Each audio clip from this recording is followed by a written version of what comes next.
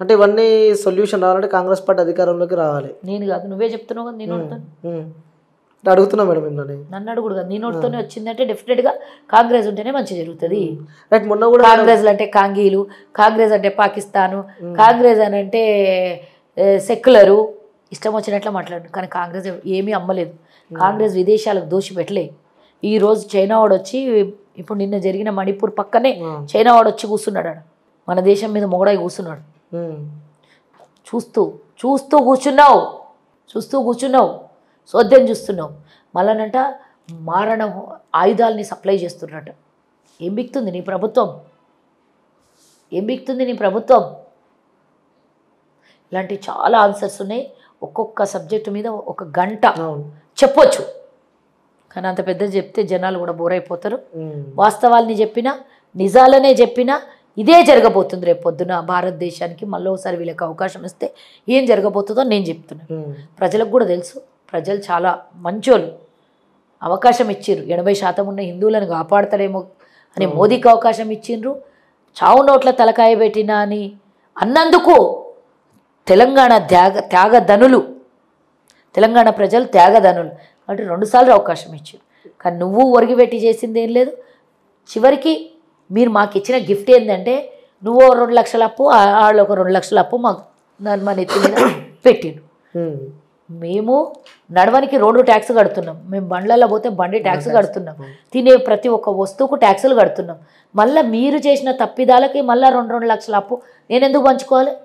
ఏం పాలోనివా నీ అప్పు నాకు వంచనికి? పోనీ ఆస్తి ఇచ్చినవా అంటే ఇవ్వలేదు కదా నువ్వు. ఇయ్యందే ఆ పాలోనికి ఆస్తి ఇయ్యందే నేను అప్పు ఎట్లా పంచుకుంటా?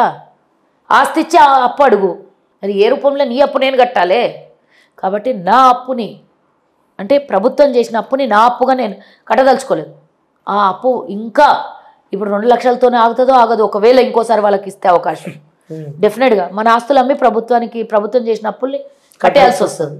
మరి మనల్ని మనంగా బతకాలి అంటే వీళ్ళిద్దరిని తరిమి కొట్టాలి. అంతే అంటారు. Yes, right madam. చాలామందికి ఒక హోప్ ఉంది. హోప్ అంటే చాలామందికి ఒకటి అనుకుంటున్నాను, అంటే నేను ఓపెన్గా మీకు చెప్తున్నా. సో కల్వా సుజాత గారికి చాలా టాక్ పవర్ ఉంది. ఫైర్ బ్రాండ్, మస్తు మాట్లాడుతుంది, ఏదున్నా ఇచ్చి పడేస్తుంది, ఎంత పెద్దగా చూడదు. సో ఇంతమంది ప్రతి ఒక్కరు అంటారు మేడం. ఎందుకంటే నేను మిమ్మల్ని గత 2-3 ఇయర్స్ నుంచి చూస్తున్నాను మేడం, నేను వచ్చిన తర్వాత. సో ఎప్పుడు ఎమ్మెల్యే అవుతారు. ప్రజలు ఎప్పుడు అవకాశం ఇచ్చి, పార్టీ ఎప్పుడు టికెట్ ఇస్తే అప్పుడు అవకాశం అవుతుంది డెఫినెట్గా. ఇంకోటి, నిజాన్ని నిర్భయంగా చెప్పాలంటేనే ఇష్టం నాకు. అవును, నిజంగా సూపర్ మేడం. అది మాకు చాలా బాగా వస్తుంది అనమాట. అందుకే ఎవరున్నా చూడండి మీరు ఆపోజిట్ క్యాండిడేట్, సో వాళ్ళు ఎవరైనా కానీ నిజాలే మాట్లాడతాయి కదా. అబద్ధాలు నా నోట్ల కడుపులో దాగో ఉండవు కూడా. నిజాలు లోపల దాచుకోలేను కూడా, చెప్పేయాలి. ప్రజలకు మెసేజ్ వెళ్ళిపోవాలి ఇమీడియట్గా. వీళ్ళు చేస్తున్న అవినీతి గురించి మాట్లాడాలి. అంటే మీకు ఎప్పుడు భయం కాలేదా మేడం? నేను ఒక మహిళని, సో నేను ఇంత ఓపెన్గా మాట్లాడుతుంది. ఎందుకంటే అప్పుడు మాట్లాడిన మోడీ పైన మీరు వేసిన కామెంట్ కూడా ఫుల్ ట్రోల్ అయినాయి. సో ఎప్పుడు మీకు భయం అనిపించలేదా? నన్ను ఎవరైనా ఏమైనా చేస్తారు? ఏం భయమైనా కూడా నేనేమనుకుంటా, ఎక్కువ కాలం బతుకుండి సమాజానికి ఏమీ చేయకుండా, సమాజానికి అట్లీస్ట్ మన త్రూ ఒక మంచి ఇన్ఫర్మేషన్ కూడా ఇవ్వకుండా 100 ఏళ్ళు బతికినా వ్యర్థమే. ఏమైనా ఎవరికైనా ఏమైనా ఉంటాయి థ్రెటన్స్. నాకు ఈ మధ్యకాలంలో వస్తూనే ఉన్నాయి, చాలా వస్తున్నాయి. బట్ ఏం చేస్తారు? ఆల్రెడీ నాకు చేయాల్సిన నష్టం అంతా చేసేసారు. ఇంకా మళ్ళీ కొత్త నష్టాలు చేసేదేముంది? ఒక ప్రాణం ఉన్నది, ఫ్యామిలీ కూడా ఉంది కదా. ఫ్యామిలీయే నా ప్రాణం అంటున్నా కదా. నా ప్రాణం అంటేనే నా ఫ్యామిలీ ఉంది. ఏమన్నా అంత చేసేటంత ఇక నేనేం చెప్పలేను అవన్నీ. కానీ ఫస్ట్ ఆఫ్ ఆల్ నా ఫ్యామిలీ సపోర్ట్ కూడా నాకు ఉంది కాబట్టి నేను ఇంతవరకు మాట్లాడగలుగుతున్నా. దేవుడు ఉన్నాడు, నేను చెడ్డగా చేస్తలేను, భగవంతుడు కాపాడుతాడు నన్ను, అంతే. నేను ఎవరికి చెడ్డగా చేస్తలేను. నేను అన్యాయాలు అక్రమాలని సహించను, ప్రజల ముందుకు తీసుకెళ్తాను. నాకు ఇచ్చిన పదవి కాంగ్రెస్ వాయిస్ మాట్లాడాలి. మీ మనసులో ఏముంది మేడం? ఎక్కడి నుంచి పోటీ చేసే అవకాశం? నా మనసులో ఏముంటుంది? నా సొంత నియోజకవర్గం తాండూరు. తెలిసిందంటే నియోజకవర్గం నుంచి పోటీ చేసే అవకాశాలు ఉన్నాయి డెఫినెట్గా. ఒక మహిళగా ఇందాక నువ్వే చెప్పినావు కదా, ఇంత కష్టపడుతున్నారు మేడం అంటే కష్టం కోసం అని కాదు, నన్ను నమ్మి నేను గెలుస్తానంటే డెఫినెట్గా ఆలోచించి పార్టీ టికెట్ ఇవ్వాల్సిందే. అంటే నేను చాలా ఇంటర్వ్యూస్ చేసిన మేడం, అంటే ఎవరికి ఇంత నేను ఓపెన్ అప్ కాలే. సో మనసులో ఏదున్నా కానీ నేను చెప్పాలంటే మా కూడా కెమెరాస్ ఉన్నాయి. సో మాకు ఎంత ఇష్టమైన మేము ఒక జర్నలిస్ట్ లా మాట్లాడాలి. సో ఎందుకంటే మేము చాలాసార్లు చూసినాం, మేము ఏదైనా ధర్నాలు కానీ ఏదైనా బంధులు కానీ అస్సలు ఊకోరు మీరు, ఏదన్నా ఇచ్చి పాడేసి ఎవరైనా సరే. సో నాకు చెప్పాలనిపించింది అయితే చెప్పిన మేడం. సో నేను కూడా ఈగర్లీ వెయిట్ చేస్తున్నా కల్వా సుజాత గారిని ఎమ్మెల్యేగా ఎప్పుడు చూడాలని. డెఫినెట్గా నేను అతి త్వరలో ఎన్నికల్ని టికెట్ రావాలని మీరు అభిమానంతో చెప్పండి. భగవంతుడు కూడా ఆశీర్వాదం ఇస్తాడు, పార్టీ కూడా దానికి సహకరించి బీఫామ్ ఇస్తే డెఫినెట్గా నా నీతి నిజాయితీలే నా ఎంబడి ఉన్నాయి. నేను ఎవరికి అన్యాయం చేయలేదు, ఎవరికి మోసం చేయలేదు. అంతకన్నా పార్టీకి ఫుల్ డెడికేటెడ్గా పనిచేస్తా. నువ్వే చెప్పినావు ఈరోజు మీకు భయం లేదా, ఏమన్నా జరిగితే మీ ఫ్యామిలీ ఉంది కదా అని.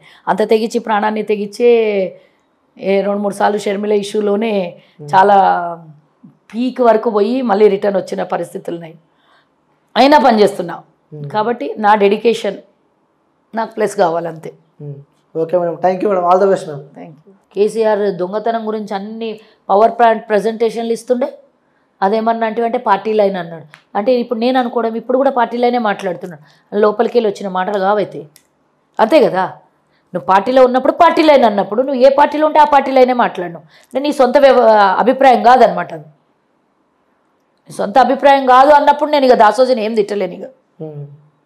ఇక మీద యాక్టింగ్ చేస్తే పదవులు వస్తాయని తిట్టడం అనుకుంటాను నేను, అంతే కదా. హీరో అయిపోదాం రాత్రికి రాత్రి అనుకొని తిట్టి ఉంటాడు.